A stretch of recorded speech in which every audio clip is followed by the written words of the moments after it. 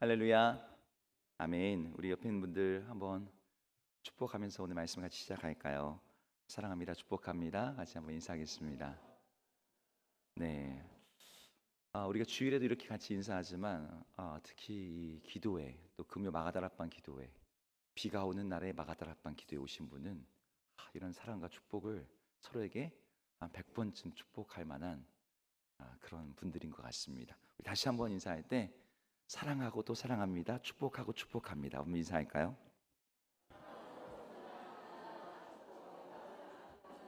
네.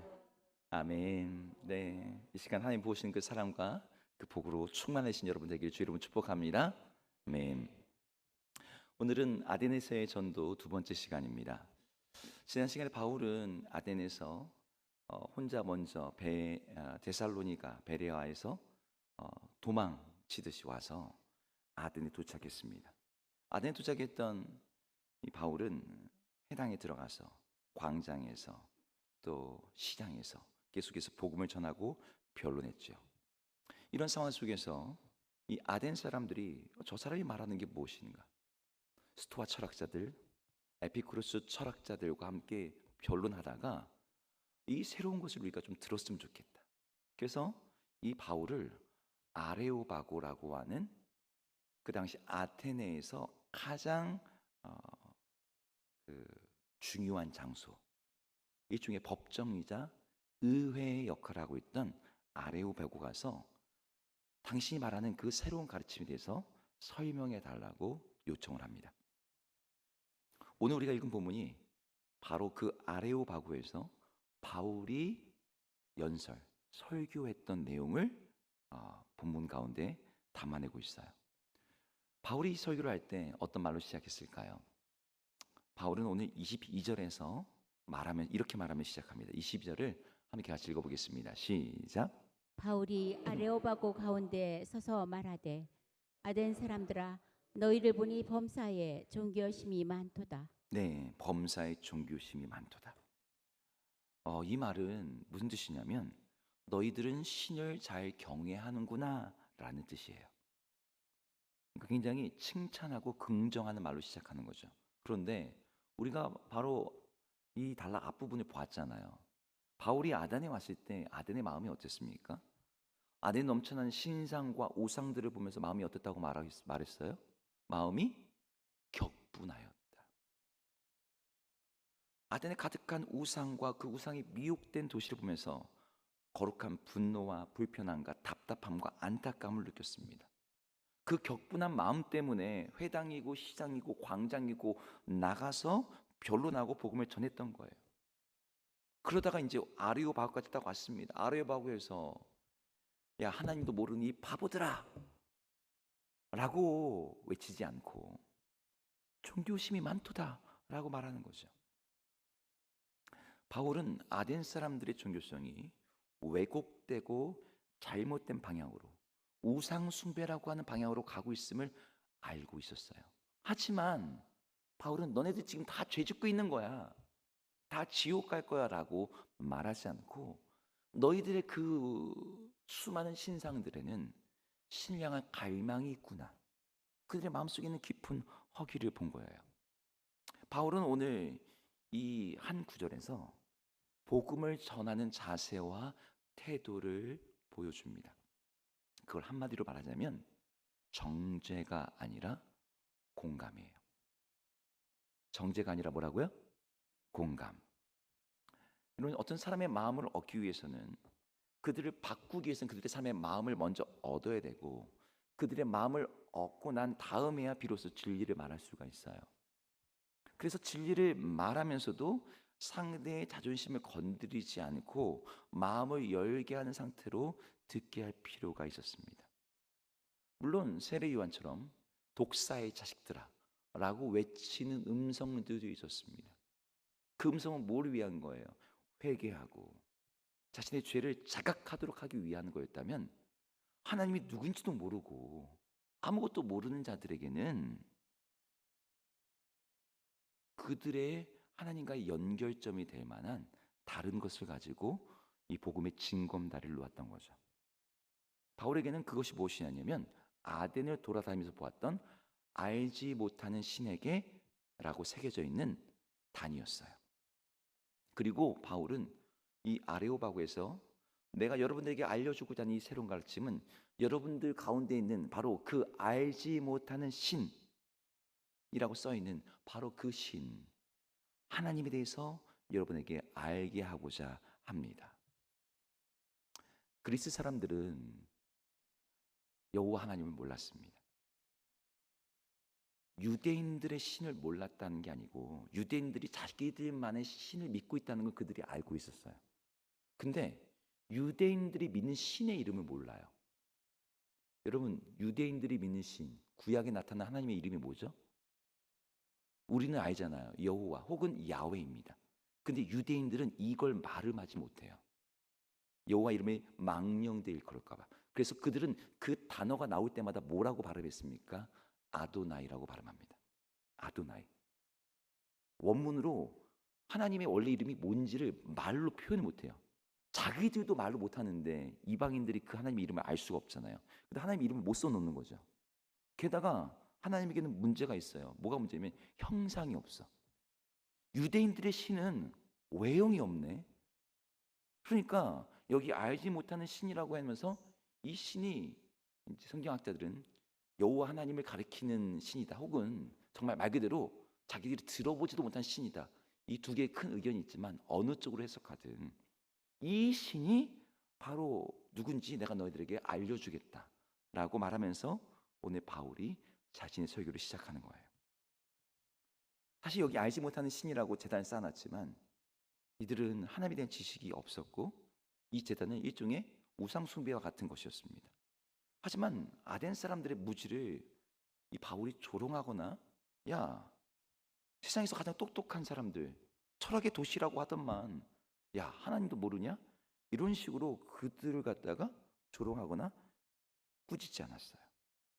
오히려 그들이 알지 못하는 그 무지에도 불구하고 그 알지 못하는 신을 위해서 단을 만들었구나, 그들의 마음을 인정해주고 그들의 그 알지 못하는 무지의 자리에다가 하나님의 은혜로 주어지는 이 복음의 계시를 채워주려고 했던 거죠. 그런 점에서 바울은 내가 너네보다 많이 알고 있어 라는 자세가 아니라 내가 너희들이 찾고 있는 그 분에 대해서 안내해 주겠다라고 하는 이 초대의 방식으로 오늘 복음을 전하고 있는 겁니다. 그리고 이것은 이 바울이 아덴 사람들 안에 있는 그 수많은 우상과 신상들로 드러나는 이 종교적 갈망을 이 창조주 하나님에 대한 소개와 이 나중에 메시아 예수 그리스도 안에서만 이 완성되는 이 영적인 여정으로 연결시키게 돼요. 여러분, 오늘 바울이 복음을 전하는 이 첫 마디 한마디, 아덴 사람들아 너희는 범사의 종교심만 두다, 이 한마디에서 우리는 복음 전도에 대한 많은 통찰을 얻게 됩니다. 사실 우리 같은 평범한 보통의 사람들이 아레오바고 같은 곳에 설 일이 없어요. 아레오바고가 무슨 뜻이냐면 아레스 신의 언덕이라는 뜻입니다. 아레스는 전쟁의 신이에요. 이 그리스 로마 신화에 가면 전쟁은 고대 한 도시 국가의 운명을 결정짓는 아주 중요한 문제였습니다. 그 신의 언덕이란 이름으로 지어진 장소이기 때문에 국가의 중요한 결정을 내리는 의회, 법원의 역할을 해서, 그래서 지금도 현대 그리스가 대법원의 이름을 아레오바고라고 불러요. 우리가 그런 장소에서 수많은 사람들과 석학들과 이 지도자들 앞에서 우리가 그런 걸 말할 일은 없겠지만 오늘 바울이 보여주고 있는 이 태도에는 우리가 복음을 전할 때 반드시 갖춰야 될 많은 영적인 교훈들이 있어요. 그럼 바울이 보여주고 있는 태도가 뭘까요? 그것은 진리를 전함에도 불구하고 진리를 전한 열정 안에 상대방에 대한 존중을 담고 있었다는 거예요. 상대방에 대한 존중. 상대방의 신앙이 틀렸는데, 상대방의 생각이 잘못된 것인데 그 생각에 대해서 내가 왜 존중을 해야 되지? 어떤 분들이 이렇게 생각해요. 그거 틀린 건데요. 저 사람들 잘못 생각하고 있는 건데요. 우리도 알고 있죠. 저들이 믿고 있는 신앙의 전제가 그들이 가진 어떤 그러한 세계관이 이 복음의 진리에 기초할 때 분명 잘못된 것이고 틀린 것이라고. 하지만 여러분, 우리가 복음을 전할 때의 본질은요, 논리나 싸움에서 이기는 데 있지 않아요. 그 사람을 무안 주는 데 있지 않아요. 그 사람들의 말문을 막히게 하는 데 있지 않습니다. 우리가 복음 전도를 하는 이유는 뭐예요? 그 사람의 영혼과 마음을 감화시켜서 이끌어오는 게 목적이에요. 많은 사람들이 전도를 하고 변증을 하는데 논리에서는 이기지만 정작 그 사람의 마음문을 닫게 할 경우가 있어요. 제가 오늘 바울의 전도의 특징이 뭐라 했어요? 정죄가 아니라 공감이라고 했죠. 우리가 복음을 전할 때 정죄하고 비판하고 네 생각 틀렸어가 아니라 그 사람을 이해하고 공감하는 이 자세와 접근법으로 다가갈 필요가 있습니다. 종종 복음을 전한다고 하면서 복음을 강요하고 남의 신앙을 폄하하는 공격적인 태도를 보일 때가 있습니다. 너무나 강한 확신 때문에. 여러분, 교회 안에서 종종 싸움이 벌어지면 교회가 분열되는 경우가 많아요. 왜 그래요? 내 생각이 옳은 거예요. 상대편은 마귀 편인 거예요. 난 질 수가 없어요. 난 하나님의 편이니까. 여러분, 그 확신이 화해를 이뤄내지 못해요. 제가 대학생 때, 좀 오래전 일입니다. 직접 보지는 않았지만 인터넷에서 제가 읽은 내용이에요. 제가 당시에도 지하철 1호선을 타고 항상 학교를 다녔었는데 어떤 사람이 지하철에서 전도를 한 겁니다. 제가 학교 다닐 때만 해도 지하철에서 그렇게 물건을 많이 팔았습니다. 그리고 이렇게 앞에 못 보시는 분이 이렇게 돌아다니면서 이렇게 그 찬송가 틀고서 이렇게 동전도 받으시고, 그리고 전철에서 전도하시는 분들도 꽤 많았어요. 근데 어떤 분이 전도를 하시는 거예요. 제가 지금 목이 좀 쉬어 있는데 제 목소리보다 훨씬 낮고 걸걸한 목소리로 큰 목소리로 외치는 거죠. 그 전철에서 사람들이 다 들어야 되니까. 주 예수를 믿으라. 그리하면 너와 내 집이 구원을 얻으리라. 예수 천당 불신지옥. 안 믿으면 지옥이야 지옥. 예수 믿어야 돼. 뭐 저는 여기까지는 괜찮았어요. 그런데 저 반대쪽에서 문이 딱 열리더니 어떤 스님이 지하철에서 목탁을 탁탁 두드리시면서 이렇게 들어오시는 거예요. 그러면 이제 이분이 이렇게 들어오시면 이제 또 불자들께서 거기다 이렇게 시주도 하시고, 근데 아주 진짜 이 장면이 아주 좀 기묘하지 않습니까? 전철 중앙에서 주 예수를 믿으라와 나무아미 다빌 관세음보살이 같이 만난 거예요. 어떻게 됐을까요? 이 전도하시는 분이 이 스님을 보시더니 이렇게 말했대요. 땡중이 어디서 약을 팔아? 그러면서 그 목을 잡고 머리를 손으로 치면서 너는 지옥이야 지옥. 이랬다는 거예요. 제가 대학생인데 그 글을 읽는데 마치 제가 제 눈앞에서 보는 것 같은 거예요. 어떤 장면이 펼쳐졌을지.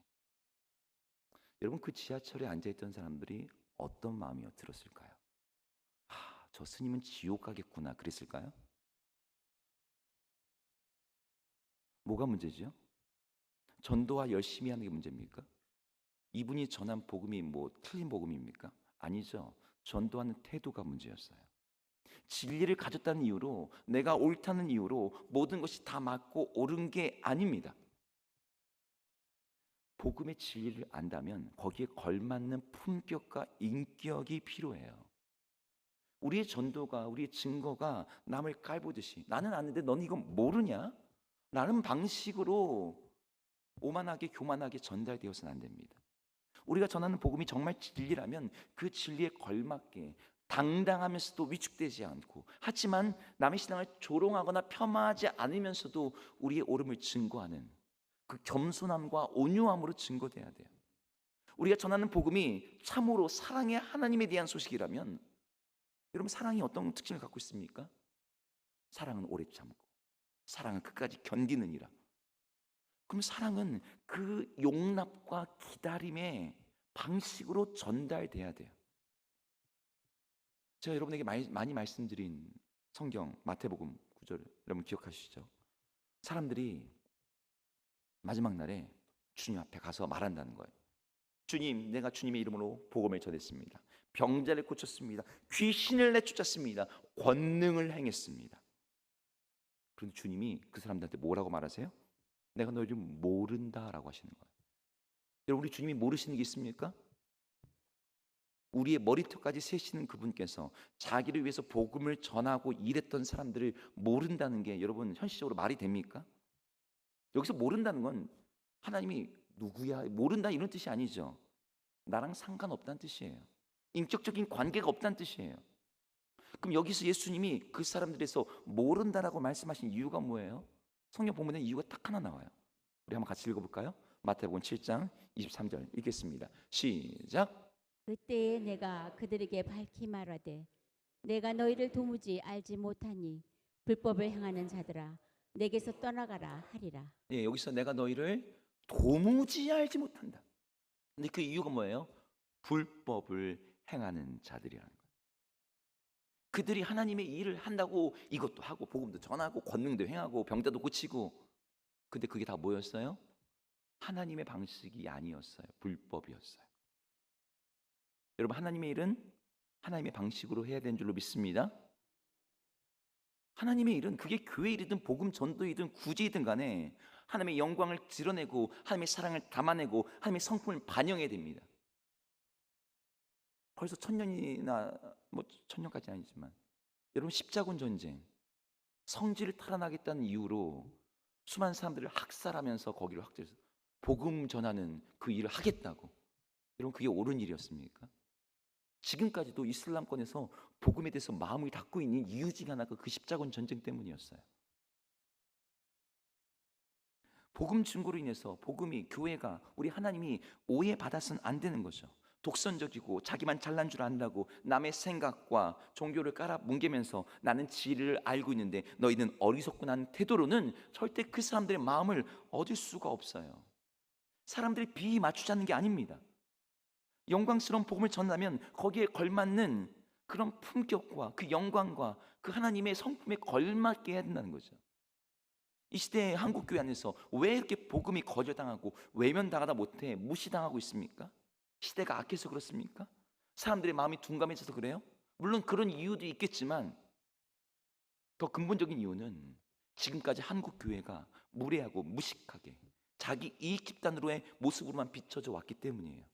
그동안 교회는 어떤 방식이든 사람만 끌고 오면 돼, 교회만 오면 되는 거야 라는 식으로 주님의 복음을, 그 복음의 영광에 합당한 방식이 아니라 주님 보시기에 불법을 행하는 방식으로 했던 적이 너무나 많았습니다.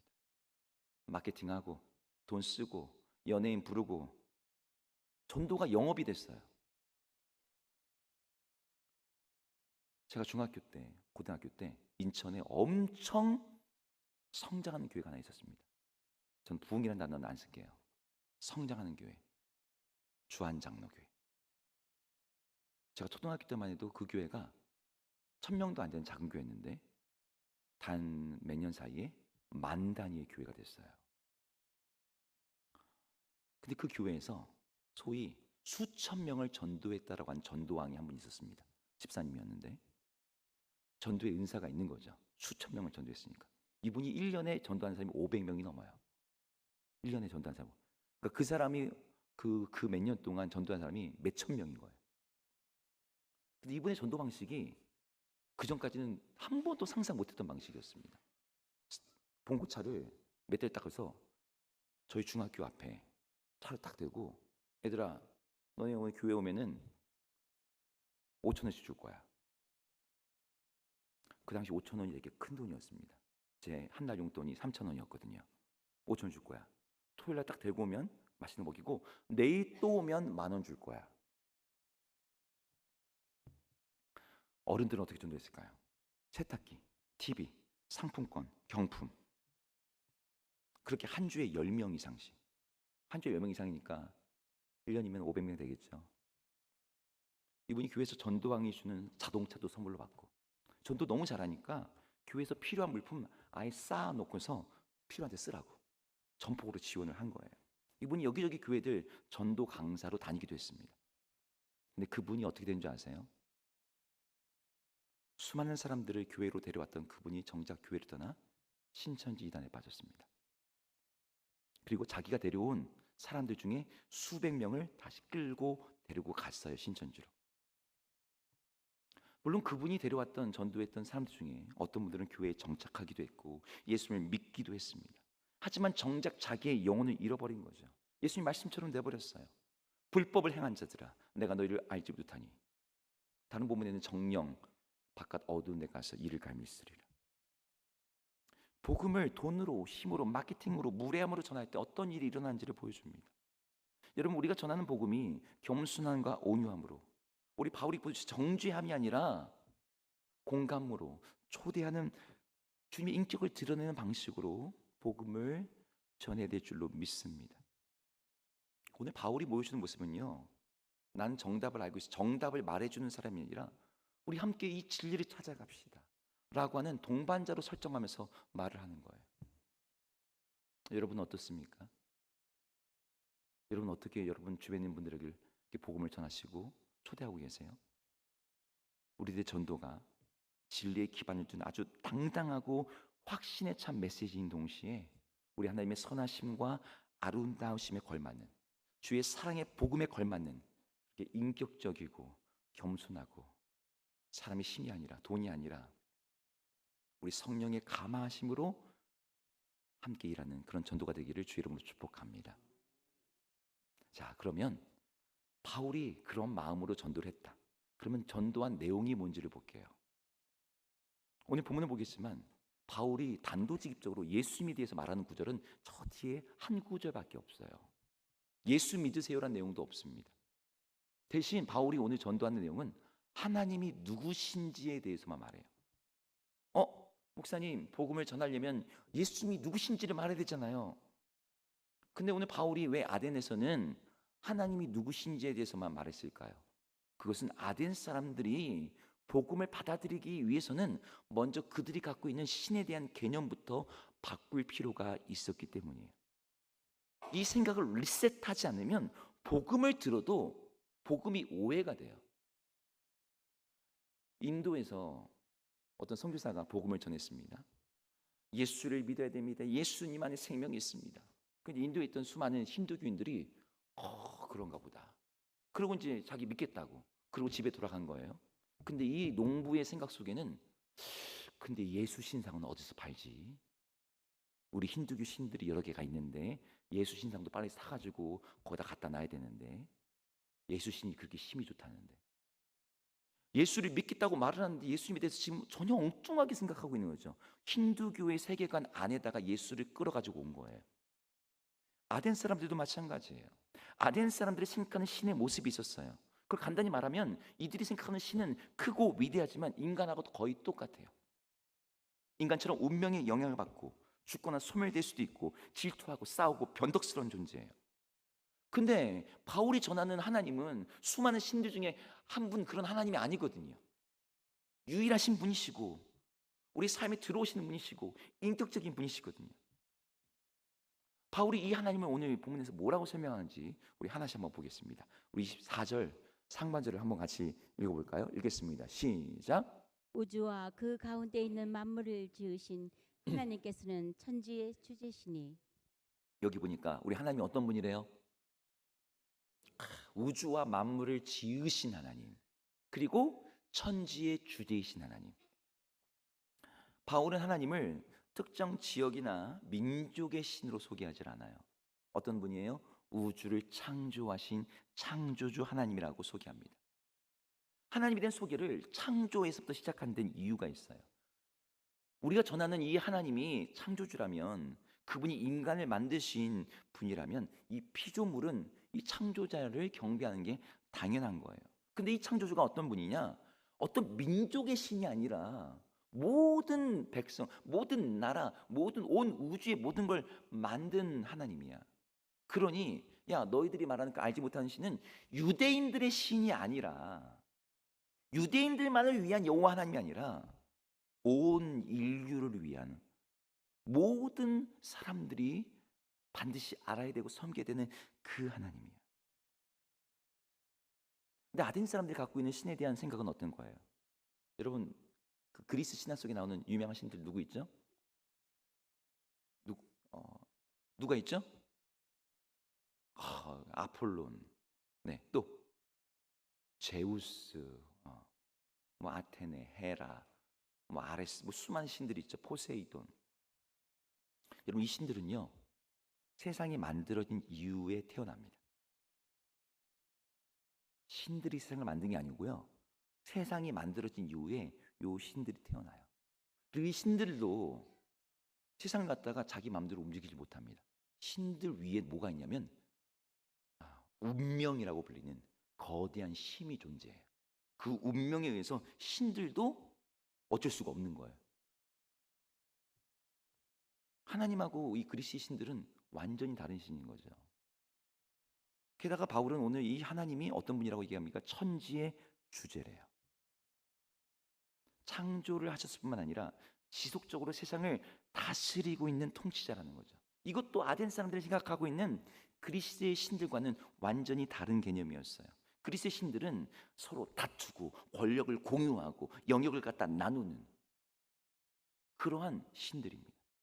근데 우리 창조주 하나님은 온 우주의 단일한 주권자예요. 이런 하나님에 대한 소개는 다른 신도 괜찮고 예수도 괜찮고 이런 다원주의 신관을 허용하지 않아요. 오직 유일하신 한 분이신 통치자니까요. 바울이 이 하나님을 천지의 주제라고 소개하면서 이 하나님의 주권 아래 사실은 이 아덴 사람들을 지금 초대를 하고 있는 거죠. 자, 바울이 또 소개하고 있는 하나님의 특징 24절 하반절에 나옵니다. 한번 24절 하반절 읽어보겠습니다. 시작. 손으로 지은 전에 계시지 아니하시고. 손으로 지은 전에 계시지 않는다. 여러분, 지금 되게 짧은 편인데 이건 아텐 사람들의 어떤 신관을 완전히 뒤흔드는 메시지였어요. 고대인들의 모든 사람들은 신은 자기의 신전을 거쳐 삼아서 살아간다라고 생각했습니다. 특별히 아텐 사람들은 더 그랬어요. 신이 신전 안에 거한다고 생각했고 신전을 크게 지을수록 그 신의 영향력이 더 커진다고 생각했습니다. 그래서 파르테논 신전을 그렇게 지었고 에베소에서 아데미 신전을 그렇게 크게 짓는 거예요. 왜? 우리 신이 단지 크다란 걸 넘어서 그 신의 영향력을 더 키우기 위해서. 근데 바울은 신전이 있어야 신이 존재한다고 생각하는 사람들에게 그분은 이미 어디에나 계셔. 그리고 하나님이 인간이 만들어드리는 공간이 아니라 스스로 존재하는 분이셔서 어디 예배의 장소가 아니라 예배의 대상이 더 중요하다. 하나님은 건물 안에 갇혀지는 분이 아니다. 인간이 통제하거나 관리할 수 있는 그러한 존재가 신이 아니다. 고대인들이 갖고 있던 신은 신을 섬기거나 달래가지고 내가 원하는 걸 얻어내는 존재거든요. 그런데 바울은 이런 거래형 종교를 완전히 부정하는 거죠. 인간이 만든 건물이나 어떤 규칙 안에 갇히지 않는다. 인간이 신을 관리하는, 그렇게 다루려고 하는, 조종하려고 하는 이런 종교적 태도를 근본적으로 뒤흔드는 거예요. 하나님은 가둘 수 없어. 뒤에 28절에 의하면 우리가 그를 힘입어 기동하여 존재한다. 우리가 그분 안에 있는 거지 그분이 우리가 만든 신전 안에 있는 게 아니야 라고 말하는 거예요. 자, 25절 또 한번 가볼까요? 25절에서는 바울이 하나님에 대해서 뭐라고 말하는지 읽겠습니다. 시작. 또 무엇이 부족한 것처럼 사람의 손으로 섬김을 받으시는 것이 아니니 이는 만민에게 생명과 호흡과 만물을 친히 주시는 이심이라. 여기에 하나님은 무엇이 부족하지 않은 분이래요. 오히려 만민에게 생명과 호흡과 만물 모든 것들을 주시는 분이래요. 뭐가 부족하지 않기 때문에 인간이 하나님 위해서 뭔가를 안 해도 돼요. 우리 하나님은 자존하시는 분이에요. 모세를 만날 때 하나님 자신을 계시하실 때 나는 스스로 있는 자다 라고 말씀하셨던 것처럼 이 자존하신 하나님은 자기가 부족함이 없을 뿐만 아니라 이 세상의 모든 물질과 에너지와 필요한 것들을 생명을 공급해 주시는 이 원천이에요. 그런데 그리스의 신들은 그런 존재가 아니거든요. 자존하기는커녕 뭔가가 필요한 존재예요.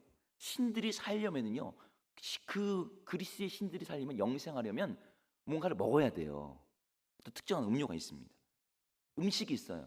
살기 좋은 환경이 필요하고 무엇보다도 인간이 필요해요. 인간이 행하는 노동력, 그들이 신에게 바치는 재물, 음식, 술, 제사. 인간이 섬겨야지 신이 기분이 좋아져. 이 신들은 생명을 주는 존재가 아닙니다. 신들도 불멸을 유지하기 위해서 뭘 먹어야 돼 자꾸. 근데 바울이 오늘 전하는 이 하나님에 대한 진리는 인간이 뭘 드려야지 하나님이 만족하는 그런 신이 아니라, 이 하나님은 우리에게 필요한 걸 먼저 주시는 분이야. 우리에게 생명을 주시고 우리에게 먼저 다가오시고 우리를 사랑하시는 분. 인간이 예배하고 섬기는 건 신이 뭐가 부족하니까 그분께 드려야 된다가 아니라, 그분이 우리에게 주시는 은혜에 응답해서 하나님께 나아간다는 거죠. 이런 관점에서 제사 드리는 거, 착한 일 많이 하는 거, 이런 거는 구원을 얻을 수 있는 방법이 아닌 거예요. 하나님에게 부족함이 없으시니까요. 제가 예전에 한번 설교한 적이 있었는데 기억을 잘 못하시더라고요. 그래서 제가 다시 한번 말씀드립니다. 여러분, 성막에 들어가면 이스라엘 12지파를 상징하는 진설병이라는 떡을 거기다 놓습니다. 12개의 떡이 놓여요. 많은 사람들이 이걸 어떻게 생각하냐면 고사 지낼 때 시루떡 올려놓는 거라고 생각을 해요. 우리 하나님도 드시라고 그걸 놓는 것처럼. 여러분, 시루떡 놓듯이 하는 겁니까? 거기 나오는 진설병은 완전히 다른 의미죠. 진설병이 일주일 있다가 그걸 가지고 나오면 제사장들이 그걸 다 먹습니다. 다 먹어야 돼요. 딱딱하고 단단한 그걸 다 먹어야 됩니다. 왜 그렇죠?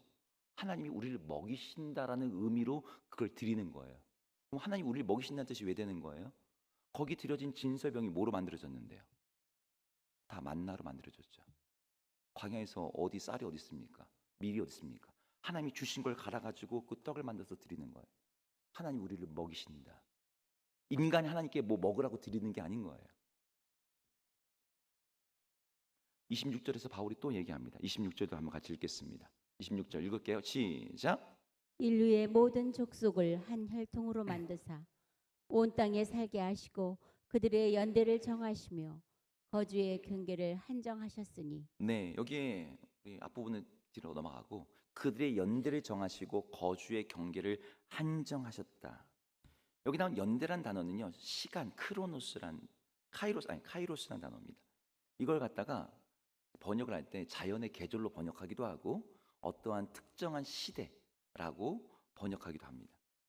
그럼 여기 이걸 갖다가 하자면 우리 하나님 어떤 분이냐면 계절을 다스리시는 분, 자연을 다스리는 분 동시에 역사를 다스리시는 분이란 뜻이 돼요. 연대를 정하시는 분, 경계를 정하시는 분. 그런데 여러분, 그리스의 신들은 어떤 존재입니까? 이미 경계가 정해져 있어요. 자기들이 자기의 나라, 자기의 도시를 떠날 수가 없습니다. 지역신이에요. 특정 지역과 영역에서만 부분적인 힘을 발휘해요.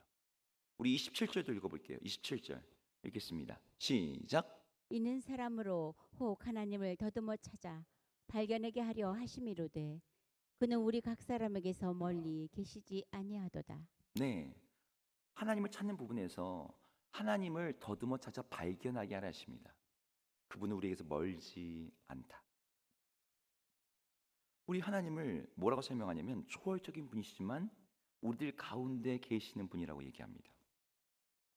이것도 아덴 사람들이 생각하던 이 그리스의 신들하고는 완전히 다른 신인 거예요. 그리스 신들은 올림푸스 산이나 바다나 지하세계 같은 특정 영역에만 거주했습니다. 인간이 신을 만나려고 하면 그 신의 신전으로 가서 그 신의 사제와 제물을 통해서만 간접적으로만 접근할 수가 있었어요. 그것도 운이 좋을 때만, 신이 기분 좋을 때만 가능한 일입니다. 그리스의 신들은 인간이 찾아도 거부하고 변덕스럽고 숨고 자기 멋대로 하는 그런 존재예요. 근데 참 하나님은 그렇지 않다고 말하는 거죠. 자, 여기까지 오늘 바울이 하나님에 대해서 소개하면서 말하려고 하는 게 뭘까요? 너희가 알지 못하는 신이라고 말하는 그 여호와 하나님은 너희가 생각하는 그 너희들의 그 많은 신들, 제우스, 아폴론, 아테네 같은 그런 신들과는 전혀 다른 분이야. 그분은 너희가 생각하는 그런 신들 중에 하나가 아니야. 그 얘기를 하려고 하는 거죠. 아덴 사람들아, 너희가 종교심이 많구나라고 그들의 이 신앙을 인정을 했거든요. 공감을 했거든요. 하지만 여기에는 일종의 지적도 담겨져 있는 거예요.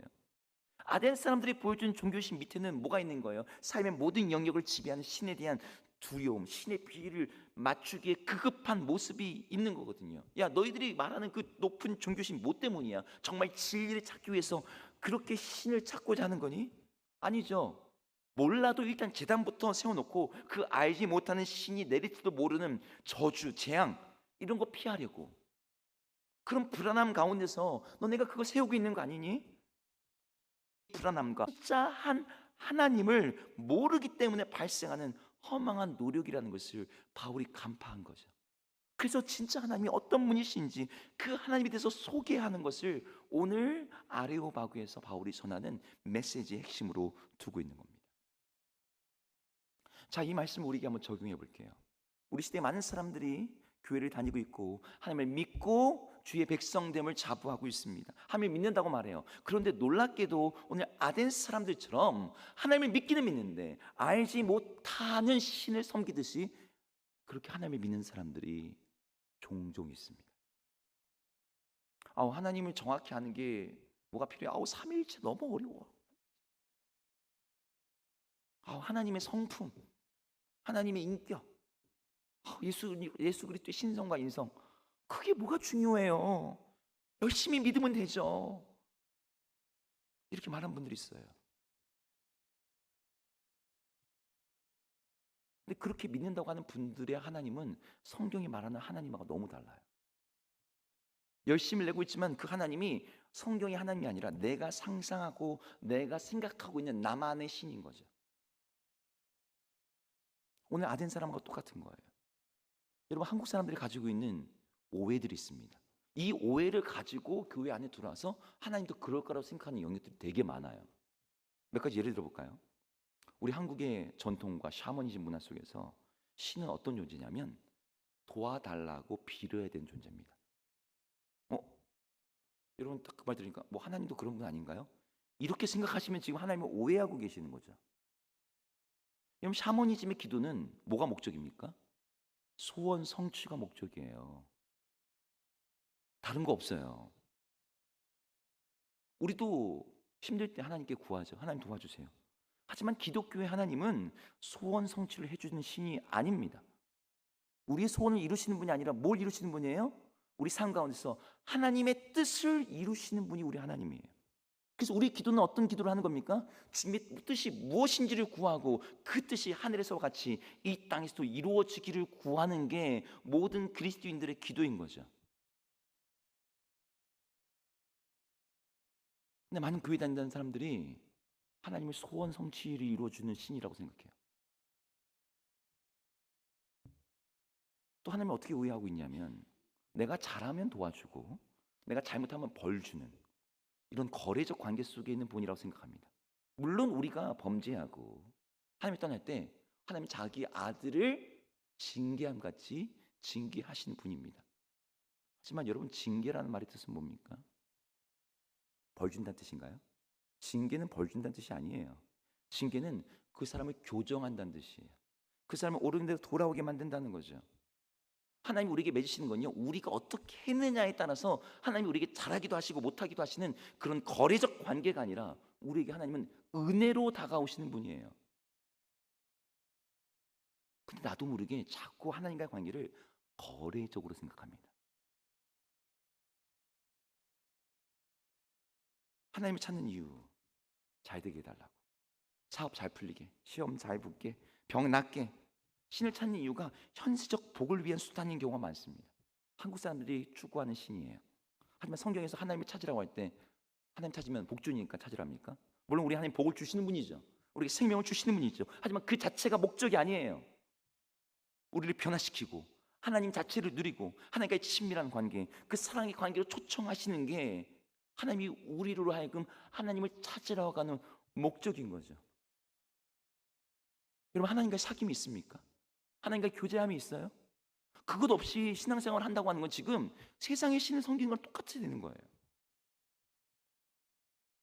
하나님 예배한 태도는 어떨까요? 여러분, 샤머니즘과 세상의 종교에서는요, 제일 중요한 게 뭔지 아닙니까? 예배에서 정성입니다. 정성이 중요해요.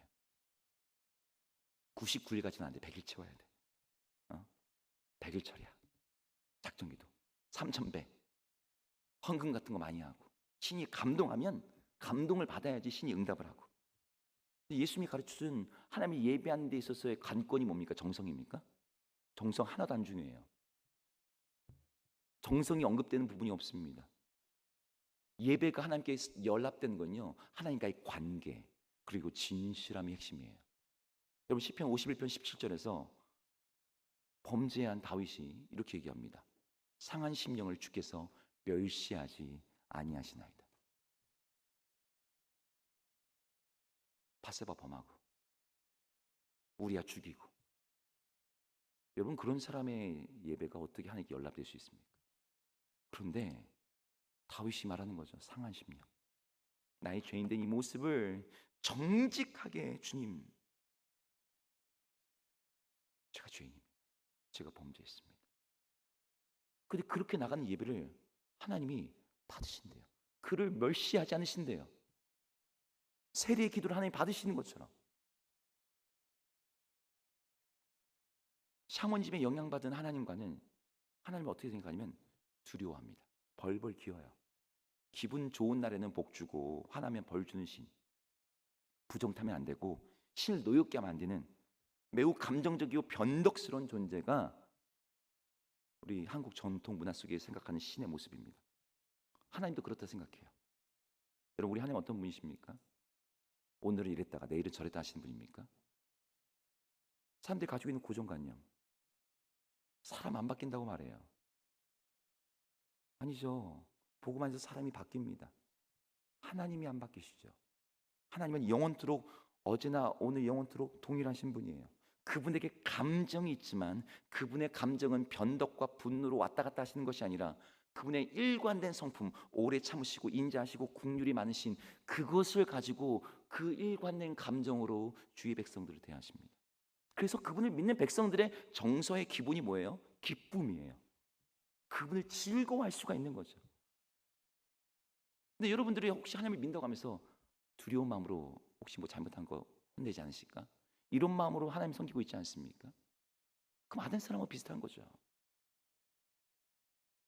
우리가 믿는 하나님이 샤머니즘에 영향받은 하나님입니까? 정말 아니면 성경이 말하고 있는 하나님인지를 돌아봐야 되는 거예요.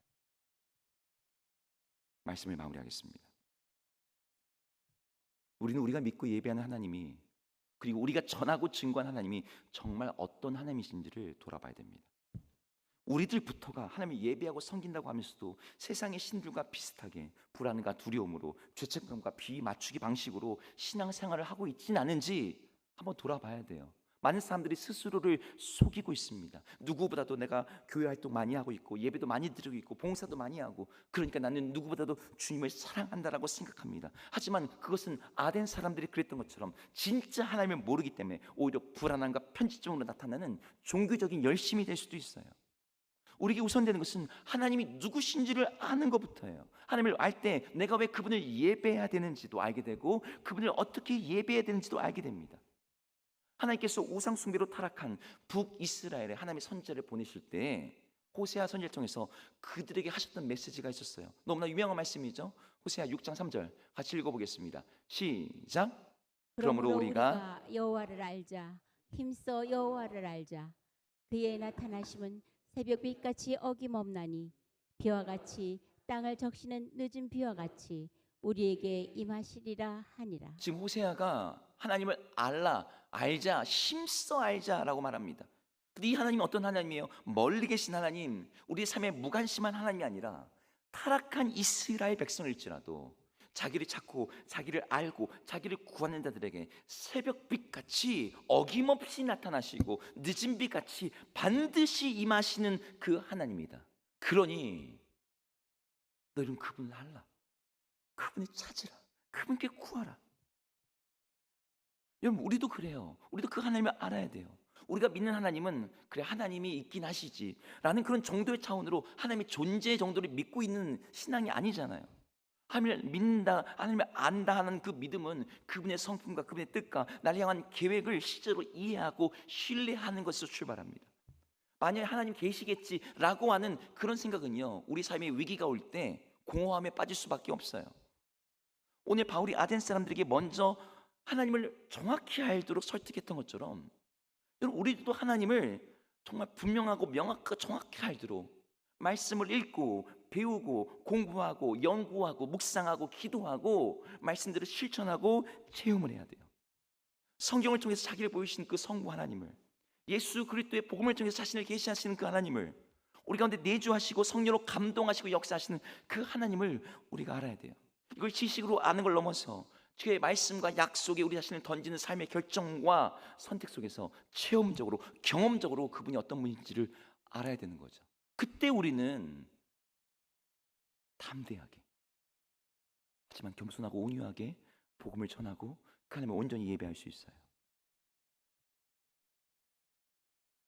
여러분들에게 다시 물을게요. 여러분들이 믿는 하나님은 어떤 분이십니까? 세상의 수많은 신들 중에 있는 하나로서의 그런 하나님입니까? 아니면 세상을 다스리시고 홀로 다스리시고 홀로 거룩하고 높으신 주님이시고 우리를 사랑하셔서 우리와 함께 하시는 우리의 아버지 되시는 하나님으로 여러분들이 정말 믿고 계십니까?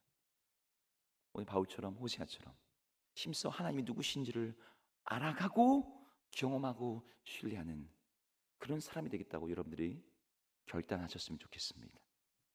그렇게 하나님을 힘써 알아감으로 세상 가운데 겸손하지만 담대하게 우리 삶에 동행하시는 그 하나님을